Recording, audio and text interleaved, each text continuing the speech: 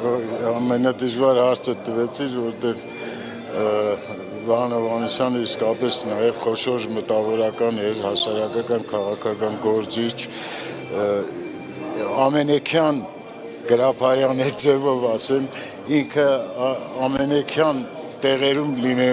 լինում էր եւ միշտ ներկա էր ազգային քաղաքական խնդիրների շուրջ ցանկացած միջոցառման, ով ուզում է աներ, կազմակերպեր, եթե հրավիրում էին, ինքը ժամանակ էր գտնում ու գնում, այսինքն 24 ժամ կարող էր չքնել, տարբեր հանդիպումներ անցկացնել, իր ամբողջ էներգիան դնում էր եւ մինչեւ որ արդեն աչքերը փակվում էին, պետք է գնար հոգնած մի քիչ քներ, մի քիչ հանգստանար, որ հաջորդ օրը նորից սկսեր իր ազգային գաղափարախոսության հենքի վրա հիմնված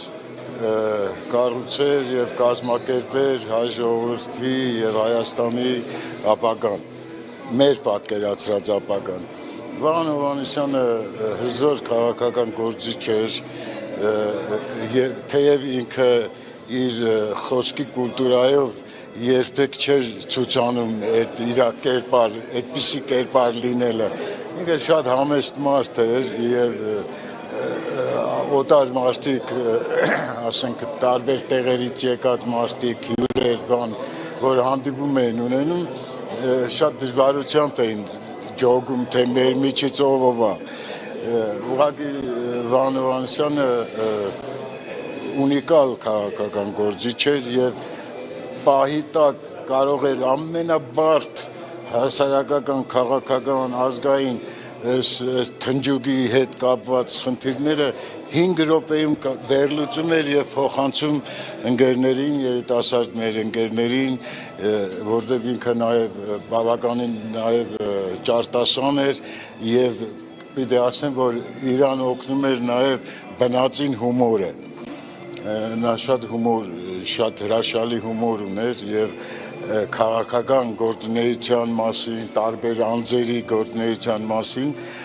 քաղաքականությունից եթե խոսում էր, ապա գեղեցիկ եւ սրտամոտ հումորներ էր անում, որը նույնպես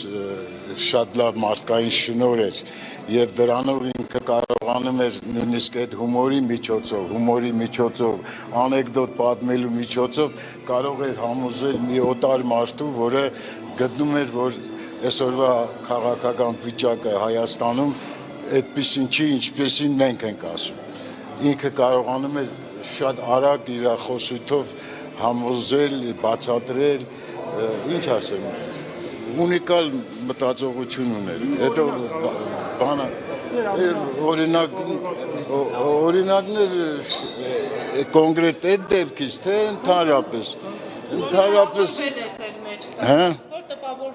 Դե մենք ես կազմակերպական ներկայացուցիչն էի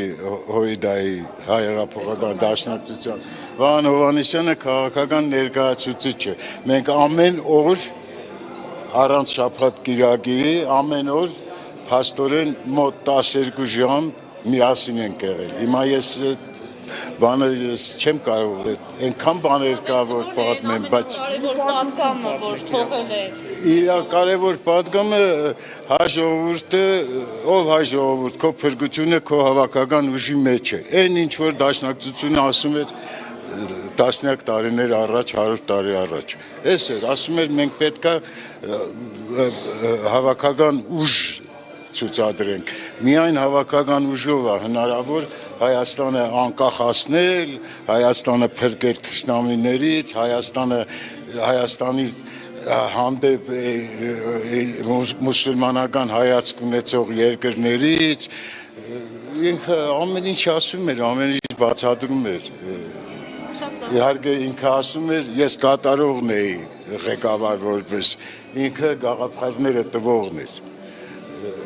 Վահան Հովհաննիսյանը մեր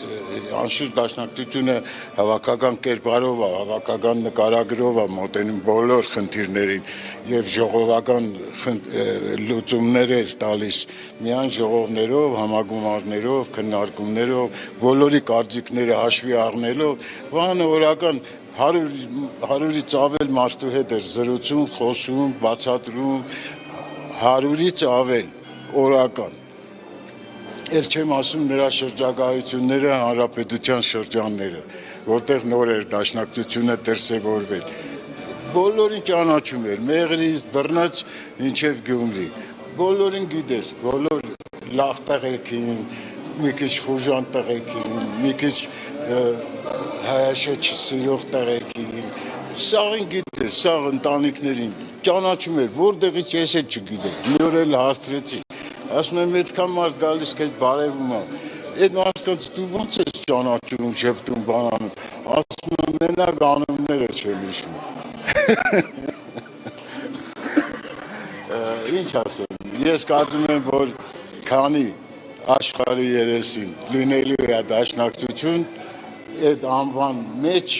որպես ներկա դաշնակցական գործիչ Վահան Հովհաննիսյանը մնալու է։ Նա հավերժի մեր քաղաքական հավերժի ճամփորդն է դաշնակցության։ Շնորհակալ ենք։